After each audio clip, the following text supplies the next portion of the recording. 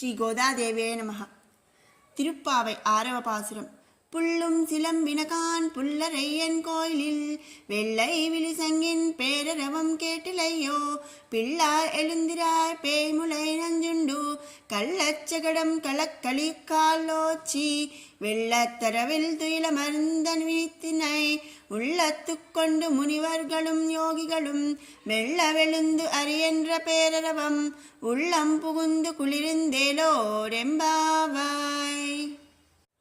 మరి ఈ పాసురంలో ధనుర్మాసం యొక్క ఫలితం ఇది ఇవన్నీ కూడా చెప్తున్నారన్నమాట.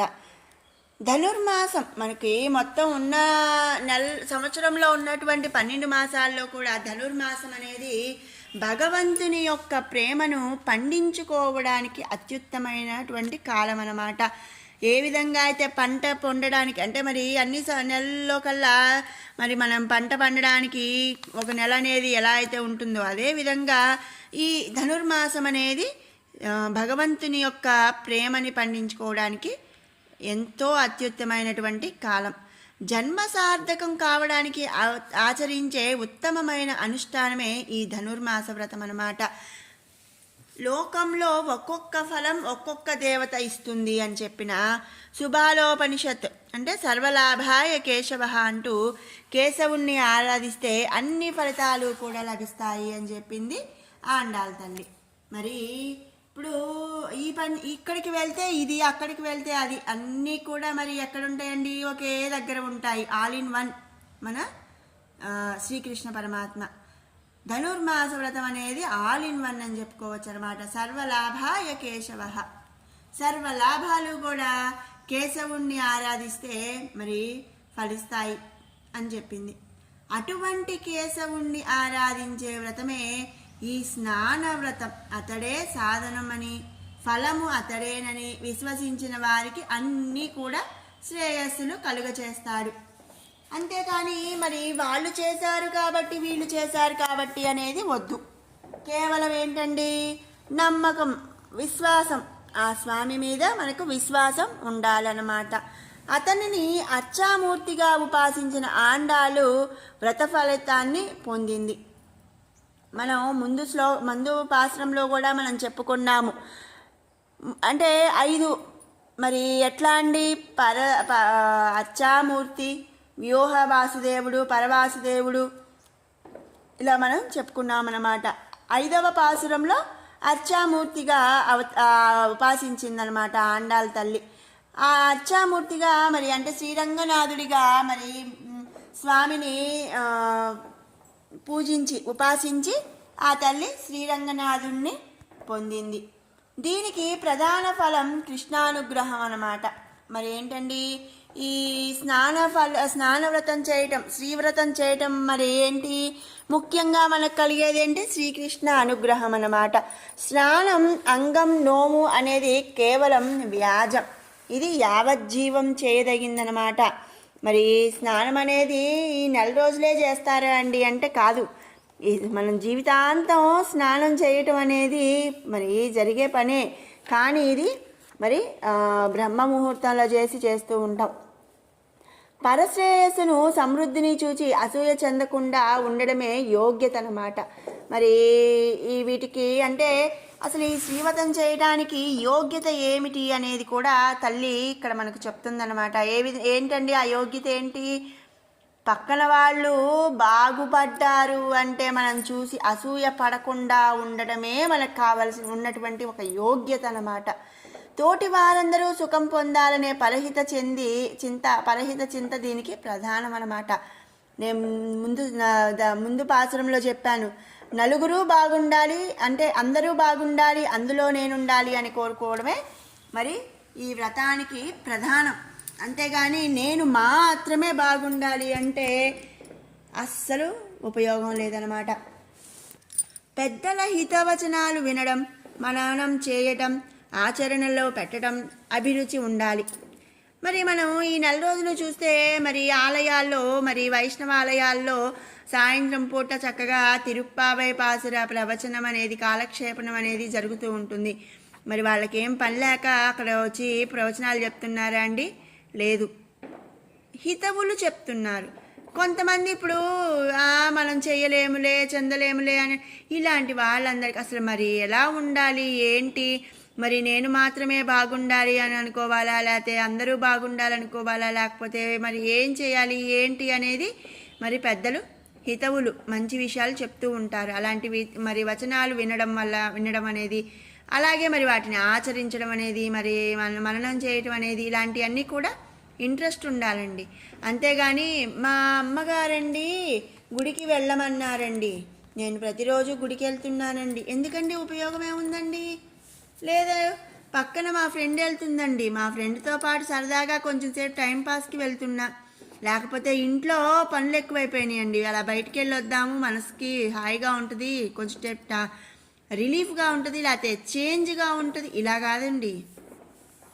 మనం చక్కగా పెద్దలు చెప్పే మంచి విషయాలు వినాలి, అలాగే ఆచరణలో పెట్టాలి అనే ఇంట్రెస్ట్ అనేది ఉండాలన్నమాట.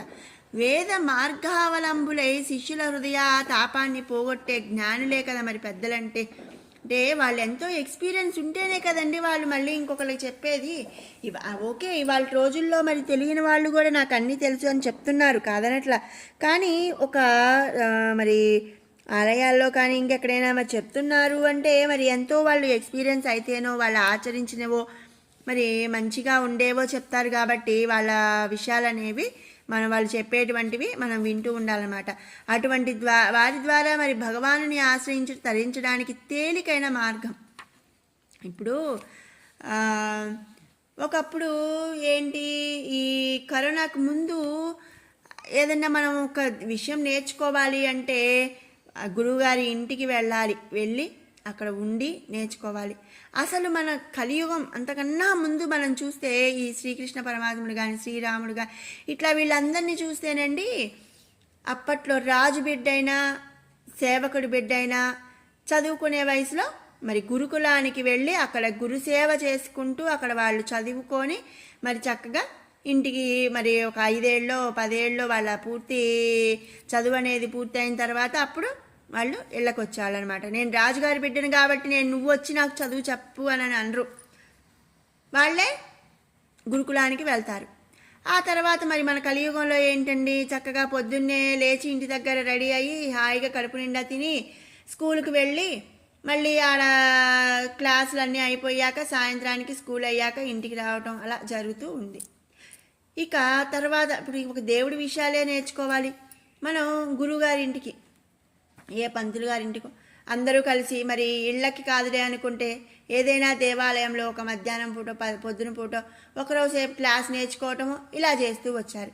ఇక మొన్న మన కరోనా తర్వాత ఇక అంతా ఆన్లైన్ మయమేనండి. చక్కగా అసలు అంటే ఇది మంచా చెడా అనే విషయానికి వస్తే కొంత మేరకు మనకు సులభతరం చేశారనమాట. ఆ శ్రీకృష్ణ పరమాత్ముడు ఏం చేశాడంటే, అరే ఇంట్లో పనులు ఎక్కువైపోయినాయి మన ఆడవాళ్ళందరికీ, వీళ్ళందరూ మరి ప్రత్యేకంగా అంటే అందరూ రాలేరు కదండి, కొంతమంది అయితే వెళ్తారు ఓకే, కొంతమంది చక్కగా ఇంట్లో గబగబా పనులు చేసేసుకొని మధ్యాహ్నం పూట మరి నేర్చుకోవడానికి వెళ్తారు. మరి కొంతమంది ఏంటంటే వాళ్ళ ఇంట్లో అత్తగారో మరి ఆడపడుచులో తోటి కోడళ్ళలో ఇట్లా ఉన్నారనుకోండి, పని తక్కువగా ఉంటుంది వెళ్ళగలుగుతారు. కొంతమంది ఏం చేస్తారు, మరి పని ఎక్కువైపోవడం వల్ల కానీ అట్లా వెళ్ళలేరు. మరి కొంతమందికి ఇంట్లో ఉన్నటువంటి మగవాళ్ళు కానీ అత్తమామలు కానీ వాళ్ళు అంగీకరించకపోవటం వల్ల మరి బయటకు వెళ్ళి నేర్చుకోలేకపోతుంటారు. ఇలాంటి వాళ్ళందరికీ కూడా ఆ శ్రీకృష్ణ పరమాత్మ ఏం చేశాడంటే, అయితే మన ఫలానా విజయమ్మకి లేదా ఫలానా రాజమ్మకి నేర్చుకోవాలని ఉంది, నన్ను చేరాలని ఉంది, కానీ ఇంట్లో పరిస్థితుల అవకాశం చూపించట్లేదు కాబట్టి సులభతరం చేద్దామంటారా అని చెప్పి కరోనా తర్వాత ఏమైందండి, అంతా ఆన్లైన్ మయమైపోయింది. ఇప్పుడు మనం ఇంట్లో ఉండి చక్కగా మనం హాయిగా ప్రతిదీ కూడా దైవానికి సంబంధించి అన్నీ కూడా మనం నేర్చుకోవచ్చు అనమాట. మనం ఎక్కడికి వెళ్ళక్కర్లా, మన ఇంట్లో మనం చూసుకుంటూ చక్కగా ఫోన్లో మనం నేర్చుకునేలాగా శ్రీకృష్ణ పరమాత్మ ఏం చేశాడండి, సులభతరం చేసేసాడండి. అందుకని అంటే మరి భగవాన్ని ఆశ్రయించడానికి మరి శ్రీకృష్ణుడు వచ్చి క్లాసులు చదువుతున్నాడా అండి? కాదు. ఏం చేశాడు, మరి వీళ్ళందరూ నన్ను ఆశ్రయించడానికి తపిస్తున్నారు కాబట్టి వీళ్ళు నన్ను చేరడానికి, అరే నువ్వు వెళ్ళరా బంగారం, నువ్వు వెళ్ళి మరి వాళ్ళకి నాకు చేరే మార్గాన్ని సులభతరం చెయ్యి అని చెప్పి మనకి ఒక రూట్ మ్యాప్ ఈజీగా వేసేస్తున్నాడు అనమాట. శ్రీకృష్ణునిచే ప్రేమించబడ్డ గోపికలను ముందుకొని మరి అంటే ముందుంచుకొని స్వామి అనుగ్రహాన్ని పొందగోరినది ఆండాళ్ళ తల్లి అనమాట. మరి శ్రీకృష్ణ పరమాత్ముడికి ఈ గోపికలందరూ అంటే గోపికలతో రాసక్రీడలని మనం ఇలా భాగవతంలో మనం చూసామండి. గోపికలు అంటే శ్రీకృష్ణ పరమాత్మకి చాలా ఇష్టం, ఆయనకి ఇష్టమైన వాళ్ళు కాబట్టి మరి ఆండాళ్ళ తల్లి ఏం చేసిందండి, ఆ గోపికలలో తాను ఒక గోపికగా ఊహించుకొని మరి ఆ గోపికలను ముందు ఉంచుకొని స్వామివారి అనుగ్రహం కోసం ఆండాళ్ళ తల్లి ఈ స్నాన వ్రతాన్ని ఆరంభించింది. వ్రతానికి పూర్వరంగం అంతా కూడా సిద్ధం చేసుకుంది. అంతే కదా, మనం ఒక పండగ వస్తుంది లేదా ఒక వ్రతం చేసుకోవాలి, ఒక పూజ చేసుకోవాలి, మనం ఏం చేస్తామండి, పొద్దున్నే లేచి అన్ని కూర్చొని మనం చేయాలి అంటే ఎలా కుదురుద్దండి, నేను ఇక్కడ కూర్చుంటాను మొత్తం అయిపోవాలంటే రాదు కదా. నేనేం చేస్తాను, ఇప్పుడు ఒక దసరా పండగ వస్తుంది, ముందే నేను మరి పూజకు కావాల్సిన సామాగ్రిని సిద్ధం చేసుకుంటాను. మరి పూజకు కావాల్సినవన్నీ కూడా నేను సిద్ధం చేసుకోవడం, ఇవన్నీ కూడా సిద్ధం చేసుకొని తెల్లారి లేచిన తర్వాత పండగ రోజు ఏం చేస్తాను, వంటలు వార్పులు అన్నీ చేసి చక్కగా మరి పీఠము సర్దుకుంటాను, కలశాన్ని రెడీ చేసుకుంటాము. ఇలా అన్నీ కూడా మరి ముందు సిద్ధం చేసుకొని అప్పుడు మనం వ్రతాన్ని మొదలు పెడతామన్నమాట. అదేవిధంగా ఆండాళ్ళ తల్లి ఏం చేసిందండి, వ్రతానికి పూర్వరంగం అంతా కూడా సిద్ధం చేసుకుంది మన ఆండాళ్ళ తల్లి. ఫలప్రదాత అంటే మరి ఈ వ్రతం చేస్తే మనకు ఫలితాన్ని ఇచ్చేటువంటి ప్రదాత ఇచ్చేటువంటి భగవానుని స్వరూపం తెలిసిన తర్వాత అతని కృపను మనపై ప్రసరింపచేయగల సత్పురుషులను గుర్తించి వారి దయను పొందాలి. ముందు అందమైన కథ చెబుతా మరి వాని వెనుక గంభీరమైన ఉపనిషద్ రహస్యాలను కూడా ఆండాళ్ళ తల్లి తెలియజేస్తుందన్నమాట. అంటే పిల్లలకి మనం ఎలా చెప్పాలండి, పెద్ద పెద్ద వర్డ్స్ నేర్పిస్తే నేర్చుకోరు కాబట్టి ఇప్పుడు మనం ఒక దేవుడి కానీ ఏమైనా మనం నేర్చుకునేటప్పుడు ఏం చేస్తాం, కొంచెం పెద్ద వర్డ్ ఉందనుకోండి దాన్ని చిన్నగా డివైడ్ చేస్తాం, చిన్న చిన్న వర్డ్స్గా. లేదు ఈజీగా అర్థం కావాలి, అరే నువ్వు అట్లా ఉండి ఇట్లా ఉండి అలా ఉండి ఇలా ఉండంటే ఎవరికి అర్థం కాదు. అరే బంగారు తల్లి అలా కాదమ్మా, ఇలా చేస్తే ఇది వస్తుంది, అది చేస్తే అది వస్తుంది, ఇలా చేయాలి అలా చేయాలని ఏదైనా మరి కథల రూపంలో చెప్పారనుకోండి వాళ్ళకి బాగా అర్థమవుతుంది. కాబట్టి ఏం చేసింది మన ఆండాళ్ళ తల్లి కూడా అందమైనటువంటి కథలు చెబుతూ వాని వెనక ఉండేటువంటి ఉపనిషద్ రహస్యాలను కూడా తెలియజేసిందనమాట. రేపల్లెలో 5 లక్షల ఇళ్ళున్నాయంటండి. ఇంటికి ఒక గోపిక చొప్పున 5 లక్షల మంది గోపికలు ఈ వ్రతానికి సిద్ధపడ్డారు. అందరూ చేరారా లేదా అని చూసిన గోదాదేవికి 10 మంది తక్కువైనట్లు తెలిసిందంట. 5 లక్షలకి ఎంతమంది గోదాదేవి గోపికలు తగ్గారండి, 10 మంది గోపికలు తగ్గిపోయారంట. అంటే వాళ్ళు ఇంకా నిద్రలో లెగవలా. ఈ 5 లక్షల ఇళ్ళ నుంచి ఒక్కొక్క గోపికను ఆమె అంటే నిజంగానా అండి అంటే ఊహించుకుంది. ఆ తల్లి ఊహించుకుంటూ మరి అరే ఒక 10 మంది గోపికలు ఇంకా లెగవలేదు నిద్ర, మరి వాళ్ళని వదిలేసి వెళ్ళిపోదామా అండి, 4 లక్షల మంది 4,99,990 మంది ఉన్నారు కదా, ఆ 10 మంది తగ్గితే ఏముందండి అనుకోకుండా ఆండాళ్ళ తల్లి గోదాదేవి ఏం చేసిందండి, ఆ 10 మందిని ముందు తర్వాత పాసురాల్లో ఒక్కొక్క గోపికని ఒక్కొక్క విధంగా మరి నిద్ర అనేది లేపుతూ ఆ స్నాన వ్రతానికి సంసిద్ధం చేసిందనమాట. వారు లేకుండా తాము కృష్ణానుభవానికి పోలేక ఆనాటి నుండి ఒక్కొక్క గోపికను లేపి తమతో చేర్చుకుంటారనమాట. వారి వారి వసతులకు పోయి మేలుకొలపడానికి కొన్ని ప్రాభాతిక చిహ్నాలను తెలుపుతారు. ఇందులో ఒక ఉపనిషద్ రహస్యం కూడా ఉంటుంది. కృష్ణునికి అందరిపైన ప్రేమ సమానం అన్నమాట. మరి 10 మందిని వదిలేసి వస్తే ఎట్లా అండి, మరి వాళ్ళ మీద కూడా స్వామికి ప్రేమ ఉంది కాబట్టి వారందరినీ కూడా ఒక్కొక్క విధంగా లేపుతూ వచ్చింది. వీరికి కూడా స్వామిని మరి చేరాలి అనే ఆర్తి సమానంగానే ఉంటుంది కదండి. మరి అయితే ఎవరికి వారు వేరువేరుగా పోరు, అది నియమ విరుద్ధం. మనం ఇంకా మిగిలిన ఏ వ్రతమైనా, ఏ పండగైనా, ఏ పూజ అయినా, ఈవెన్ కార్తీక మాసం అని ఇంకొకటి ప్రతిదీ కూడా ఎవరి ఇళ్లల్లో వాళ్ళు చేసుకుంటామండి. కేవలం ఒక శ్రీవ్రతం, ఈ ధనుర్మాస వ్రతం మాత్రం అందరూ కలిసి ఒక దగ్గరగా చేసుకుంటారనమాట. అందరూ గోపిక సమానులు, గోపికల్లాగా మరి ఆ శ్రీకృష్ణ పరమాత్మను ఒక్క దగ్గర చేరి చేసుకునే వ్రతము ఉమ్మడిగా ఒక్కసారి చేరి చేసుకునేదే ఈ ధనుర్మాస వ్రతం అన్నమాట. అది నియమం. అందరూ కలిసి కృష్ణుణ్ణి చేరాలి అనేదే నియమం. భగవదనుభవం ఒక వేగం కల జలప్రవాహం వంటిది. ఒంటరిగా దిగితే ఏమవుతుందండి? ఆ ప్రవాహంలో కొట్టుకుపోతాం. అదే ఎంతటి ప్రవాహమైనా మరి అందరూ గల చేతులు పట్టుకొని ఒక్క దిటువుగా నించుంటే ఏమైందండి? ఆ ప్రవాహాన్ని కూడా మనం తట్టుకోగలుగుతామన్నమాట. అందుకని మరి ధనుర్మాసం అందరూ కలిసి కృష్ణ పరమాత్మను చేరాలి. ఆ ఆనందంలో ఉన్మస్తకం కావడము, మైమరచడము ఏదో ఒకటి జరుగుతుందన్నమాట. అందుకనే మరి పదుగురితో అనుభవం వంట పడుతుంది. మరి నేను విన్నా వినకపోయినా, ఇప్పుడు మనం క్లాస్లో ఉన్నాము, అందరం కలిసి క్లాస్ వింటున్నాం అనుకోండి, ఎప్పుడన్నా నేను కొంచెం మైమరిచిన, నేను ఆ వర్డ్ ఏంటి అని వినకపోయినా తర్వాత ఏం చేస్తాను, నా పక్కన ఉన్న అమ్మాయినో నా ఫ్రెండ్నో లేకపోతే ఎవరో ఒకళ్ళని మరి అరే ఈ వర్డ్ నేను వినలేదురా, ఈ వర్డ్కి అర్థం ఏంటిరా అని చెప్పి అడుగుతాను. అదే నేను ఒక్కదాన్నే కూర్చొని క్లాస్ వింటున్నాను అనుకోండి, నేను మైమరిచానుకో, తర్వాత మళ్ళీ పోయి నేను టీచర్ దగ్గర పోయి నేను అడిగితే నువ్వు వినలేదా అని, నేను పల్లాక నీకు చూస్తున్నానా, నువ్వు మరి వినాలి కదా, నువ్వు వినకపోతే నేనేం చేయను, నాకు ఇంకేం పని లేదా నీకు ఇన్నిసార్లు చెప్పడానికి అని టీచర్ మనల్ని అరుస్తారు, లేదా మనకు అసలు మళ్ళీ చెప్పరన్నమాట. అందుకనే ఎప్పుడైనా కూడా పదుగురితో అనుభవం వంట పడుతుంది. కృష్ణుడు కూడా భక్తులను గూర్చి తెలుపుతూ వారంతా కలిసి పరస్పరం తమ అనుభవాలతో తెలుపుకోనుచు తృప్తితో ఆనందింతురు అన్నాడు. అందుచేతనే ఎందరు అధికంగా భక్తులు ఉంటే అంతటి ఆనందం అనుభవావ్యమగునని మేల్కొల్పుతారనమాట. కృష్ణ ప్రేమ అందరికీ తీవ్రమే. అంటే తీవ్రం అంటే ఏంటండి? హై రేంజ్ అన్నమాట. దానికి హద్దులు లేవు. అయితే కొందరు నిద్రించకుండా త్వరపడుతుంటే మరికొందరు కృష్ణుని వద్దకు పోవడం మరచి నిద్రించడం తగినదా అని అనిపిస్తుంది. అదొక రహస్యం అండి. అంతే, భగవంతునిలోని కళ్యాణ గుణాలు భక్తుల్ని పరవశింపజేస్తాయన్నమాట.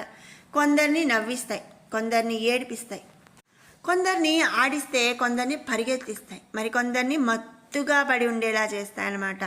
అవి స్వామిలోని గుణాల స్వభావమే కానీ వీరి దోషం కాదండి. అందుచేత నిద్రించే వారిని అట్టి స్థితిలో లేపవచ్చు.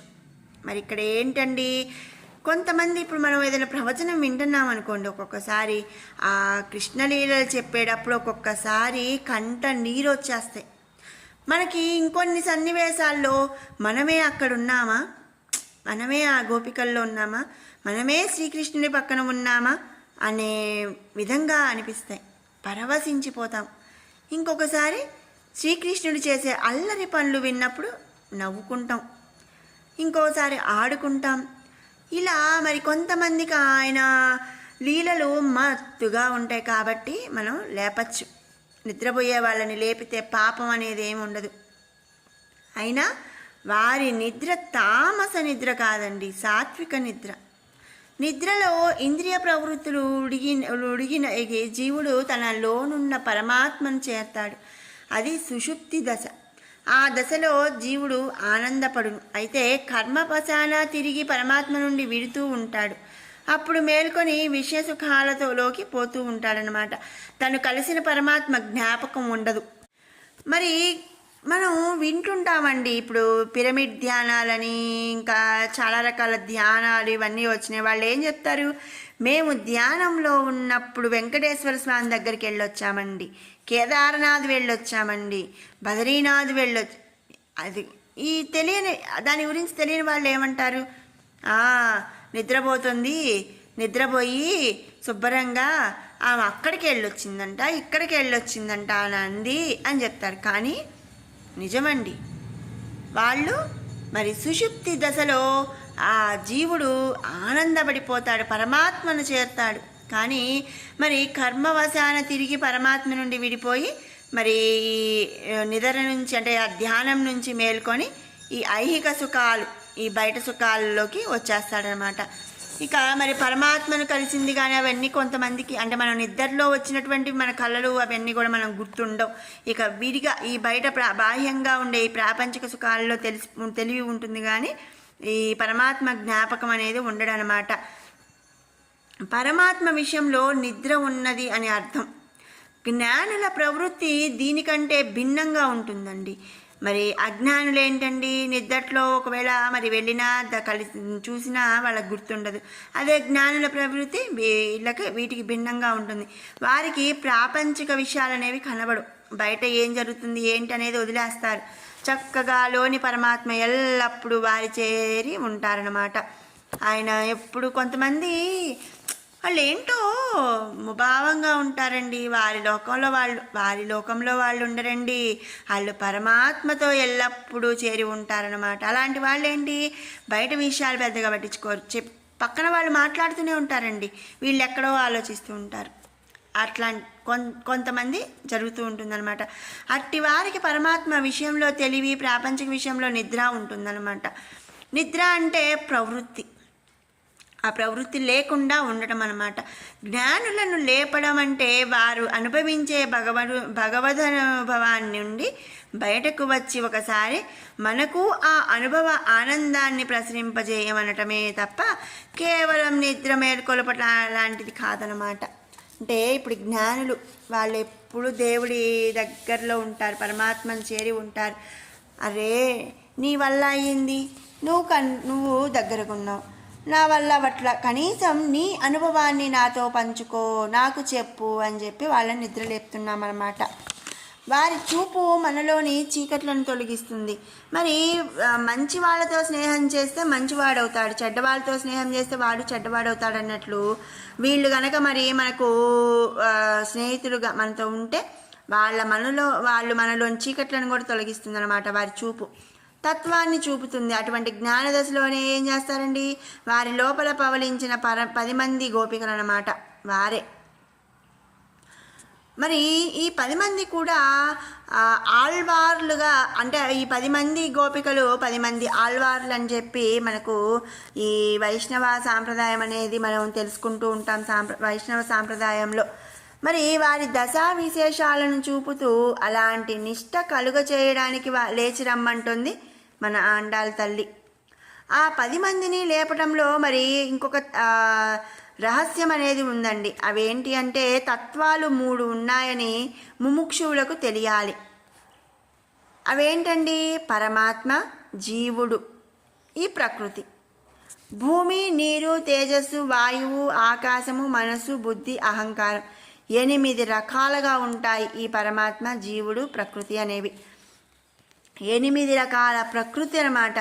ఈ 8 రకాల ప్రకృతి, జీవుడు, పరమాత్మ మొత్తం ఏంటండి 11. అంటే ఇక్కడ 11 కాదండి, 8 రకాల ప్రకృతి, అలాగే జీవుడు, పరమాత్మ మొత్తం ఈ 10 రకాలు కలిసి 10 మంది గోపికలుగా, 10 జ్ఞానులుగా, 10 ఆళ్వార్లుగా ఆ ఆండాళ్ళ తల్లి మేల్కొల్పుతుందన్నమాట. ఈ 10 దశా విశేషాలు కలిగిన జ్ఞానులే ఈ 10 మంది గోపికలు అన్నమాట. వీరు ఈనాటి నుండి మేల్కొలబడుచున్నారు. మరి ఒక గోపికమ్మను భూమి, నీరు, తేజస్సు, వాయువు, ఆకాశం ఇట్లా అన్ని రకాలుగా కలుపుకుంటూ ఒక్కొక్క గోపికకు ఒక్కొక్క లక్షణాన్ని, ఒక గుణాన్ని అలవరుస్తూ ఆ తల్లి చెప్తుందన్నమాట. ఇక మొదటి గోపిక భగవద్ అనుభవానికి కొత్త. 10 చేరితే ఆనందం పొందుతోందేమోనని భ్రమించి బయటికి రాలేదంట. ఆనందం పోతుందేమో అని. అంటే నేను ఆనందంగా ఉన్నానండి, 10 మందిలోకి వస్తే నా ఆనందం పోతుందేమో, నేను మళ్ళీ నాకేమన్నా బాధ కలుగుతుందేమో, ఆ భగవంతుణ్ణి 10 మందితో మరి పంచితే అది నాకు తగ్గిపోతుందేమో, ఇలాంటి అనుమానం అనేది ఉండి ఆ గోపిక రాలేదంట. అది ఆ లోపలి గోపిక విలక్షణతను సూచిస్తుంది. అందరితో కలిస్తేనే అది సరి అయిన భగవదానందము అని చెప్పి ఆండాళ్ళ తల్లి ఈ పాశ్రంలో చెప్తుందన్నమాట. వ్రత నియమం లేని పక్షులు సైతం కాలము తెలిసి మేల్కొని కిలకిలారావములతో ఆహారాన్వేషణకై పోతున్నాయి. శ్రీకృష్ణ సేవయే ఆహారముగా, దానికై మనము పోవద్దు లే అని మొదటి గోపికను లేపారు ఈ మిగిలిన గోపికలు. మరి గుర్తు తెల్లవారినట్లుగా కాదనుకున్నట్లుంది ఈ గోపిక. మరొకటి చెప్పడం ప్రారంభించారు. ఏం చెప్పారు? ఆ పక్షిరాజైన గరుడవాహుని మందిరంలో సేవకు రండి అంటూ పిలిచే తెల్లని శంఖపు పెద్ద ధ్వని వినబడట్లేదా నీకు? ఆరాధనకు వేళైందిలే అన్నారు మిగిలిన గోపికలు. అయినా సరే ఈ లోపల గోపిక ఏం చేసిందండి? మాట్లాడకుండా పడుకుంది, పలకల. ఇంకా తర్వాత ఇప్పుడు మనం జనరల్గా చూసామనుకోండి, ఇంట్లో మనల్ని మన అమ్మ ఎట్లా నిద్ర లేపుతుంది? ఫస్ట్ సారి బుజ్జి బంగారు తల్లి లేమ్మా తెల్లారింది అని అంటుంది. లేపలేదని మనం లెగవనప్పుడు ఏమంటుంది? రెండోసారి తెల్లగా తెల్లారింది, అంతా మాట్లాడుకుంటున్నా కూడా నీకు మెలకు రావట్లేదా? లెగు ఇంకా చాలే పడుకుంది అని చెప్తుంది. మూడోసారి ఏం చేస్తుందండి? అరుస్తారనమాట. కాబట్టి ఇక్కడ ఫస్ట్ సారి ఆ గోపికలందరూ ఏం చెప్పారు? మరి వ్రతం చేయని పక్షులు కూడా ఆహారం కోసం వెళ్తున్నాయి వాటి పనుల్లోకి, లేగమ్మా అన్నారు. లేవల. పక్షిరాజైన గరుడవాహుని మందిరంలో సేవకు కూడా రమ్మని పిలుస్తున్నారమ్మా. పెద్దగా సౌండ్స్ వినిపిస్తున్నాయి గుళ్ళో నుంచి. అయినా నువ్వు ఆరాధనకు వేళైనా లేవలేదు, లెగమ్మా అని లేపారు. అయినా గోపిక పలకల. తామెట్లు మేల్కొనిరో చెబుతున్నారికిప్పుడు. కృష్ణుడు వస్తాడని గోశాలలో మకాం వేసిన మునులు, యోగులు ఉషఃకాలంతో లేచి పాడిన హరికీర్తనలు మా చెవిని సోకాయి. పూతన విషస్తన్యం పానం చేసిన హరి, శకటాసుర సంధులు దాన్ని పాదము చాపిన హరి, పాలకడలిలోని సర్వరూప బీజ స్వరూపుడా హరి అంటూ వారు పాడారు. హరినామస్మరణ చేశారండి. ఇక మూడోసారి ఆమెను లేపడానికి ఆ పెద్ద ధ్వని నిదురించిన వాడి చెవిలో శీతల జలముతో పోసినాచో ఎట్లు ఉలిక్కి పడినో అట్లు మమ్ము చేయవచ్చితిమి. ఆ నామములు నీకు మెలకువ తెప్పించలేదా అని 3 గుర్తులు చెప్పారట ఆండాళ్ళ తల్లి. మొదటి గుర్తు ఏంటండి? పక్షులు మేల్కోవటం. రెండవది ఆలయ శంఖధ్వని. మూడవది హరి అనే 2 అక్షరాలు.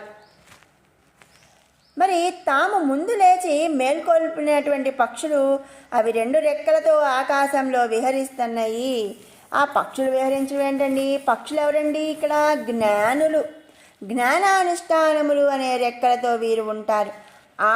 అంతటా కాశ ప్రకాశించు, అంతా ప్రకాశించేటువంటి వాళ్ళు అని చెప్పి ఆకాశం అని చెప్పారనమాట. పరమాత్మలో వీరు సంచరిస్తూ లోకులకు సాత్విక కాలంలో మేల్కొని కర్తవ్యం పాటించాలని చెప్తారు. జ్ఞానశ్రుతికి పక్షులే ఆచార్యులై తత్వజ్ఞానాన్ని కలిగించారనమాట. ఇక రెండవ గుర్తు ఏంటండి? ఆలయ శంఖధ్వని. శంఖాన్ని ఉపనిషత్తులు ప్రణవంగా గుర్తించాయి. అది వేదసారం, దోషరహితం. ఇక మూడవది ఏంటండి? హరిశబ్దం. హరి అనే 2 అక్షరాలు అన్న వారి పాపాలను హరిస్తాయి. ఏమి హరించాలో మునులు, యోగులు నామాలలో ఉన్నాయి. పూతన స్తన్యాన్ని తాగి దాని ప్రాణాలను స్వామి హరించాడు. పూతన మరి ఒక రాక్షసుడు అనమాట, కంసుడు పంపించినటువంటి రాక్షసుడు. ఆయన ఏం చేశాడండి? పూతన మన చిన్ని కృష్ణయ్యను చంపాలి అని ఆ తల్లి యశోద రూపంలో వచ్చాడు పూతన రాక్షసుడు. మన బాలకృష్ణుడికి తెలీదా అండి? తెలుసు. కానీ ఆమె ఆయన తల్లే అనుకున్నట్టుగా నటించి ఆ పూతన స్తన్యాన్ని తాగి బాగా కొరికి పాలని కాదు రక్తాన్ని కూడా పీల్చేసి ఆ పూతన ప్రాణాలను హరించేశాడు. తల్లి వలె వచ్చి మోసగించ చూసిన అటువంటి వాడిని నశించాడు. పూతన ఇక్కడ ప్రకృతి అన్నమాట. ఇది విషము కంటే కూడా ప్రమాదకరమైన విషయ సుఖాలను ఇస్తుంది. మరి అంతే కదా మన ప్రకృతి. మనకు విషయ సుఖాలు ఏంటి అండి? హాయిగా వెచ్చగా పడుకుందాం, టీవీ పెట్టుకొని చూద్దాం, ఇంకోటి వాట్ ఎవర్ మన ఇంటికి ఆర్డర్ పెడితే ఫుడ్ వచ్చేస్తుంది. ఇట్లాంటివన్నీ కూడా మరి సుఖాలన్నమాట. భగవంతుణ్ణి మనం మరచేటట్లు చేస్తాయి ఈ సుఖాలన్నీ కూడా. అబ్బా ఈ సంవత్సరం ఏం లేస్తాంలే, ఈ సంవత్సరం చల్లగా ఉంది కానీ వచ్చే సంవత్సరం వెళ్దాంలే గుడికి, ఈ సంవత్సరానికి పడుకుందాంలే, మనకి ఇంకా చాలా వయసు ఉంది కదా, ఇంకా మనం కొంచెం పెద్దవాళ్ళం అయ్యాక అప్పుడు భగవదాశ్రమాన్ని పొందుతాం. ఇప్పుడు మనం ఏం చేద్దాం? ఎంజాయ్ చేద్దాం. ఇలాంటివన్నీ కూడా మరి విషయ సుఖాలన్నమాట. భగవంతుణ్ణి మనం మర్చేటట్లు చేసేస్తాయి. అహంకారం మమకారాలే దాని స్థానాలు. అహంకారము మమకారం ఇవి రెండు ఆ ప్రకృతి యొక్క స్థానాలుగా చెప్తున్నారనమాట. ప్రకృతినే మనం నిజమైన తల్లిగా భావిస్తున్నాం. శ్రీకృష్ణుని అక్కడ చేరిస్తే ప్రకృతి ప్రభావాన్ని దూరం చేస్తాడు. మనం ప్రతిరోజు అండి కొన్ని రోజులు ట్రై చేయండి, నేను ఎక్స్పీరియన్స్తో చెప్తున్నాను. మనం నిద్ర లెగవాలి, పొద్దున్నే పడుకునేటప్పుడు ఒక 4 సార్లు మనం శ్రీకృష్ణ పొద్దున్నే నేను నిద్ర లేవాలయ్యా, నీ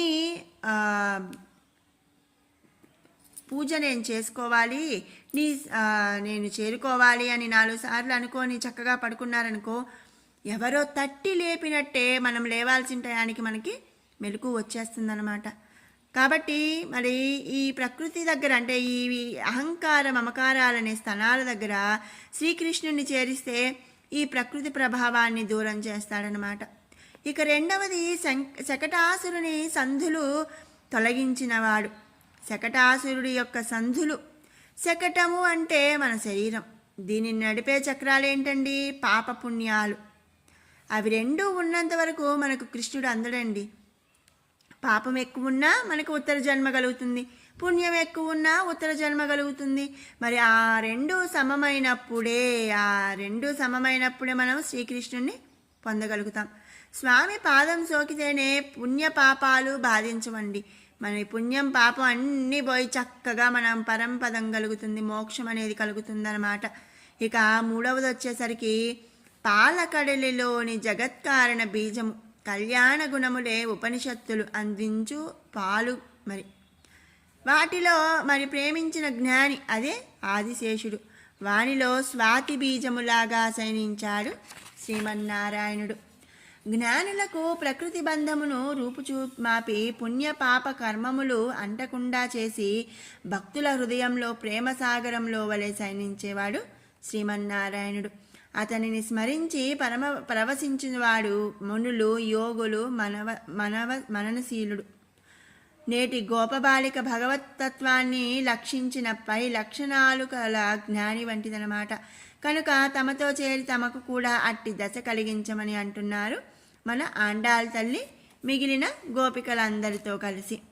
ఇది మరి 6వ పాసురం యొక్క పూర్తి వివరణ. మీకు ఈ వీడియో నచ్చినట్టయితే లైక్ చేయండి, షేర్ చేయండి. అలాగే ఇలాంటి మరిన్ని అప్డేట్స్ కోసం మన షడ్రుచులు బై కిరణ్ ఛానల్ని సబ్స్క్రైబ్ చేసుకోండి. మరొక మంచి వీడియోతో మళ్ళీ కలుసుకుందాం. Thanks for watching. జై శ్రీమన్నారాయణ, జై శ్రీమన్నారాయణ. ఓం శ్రీ గోదాదేవి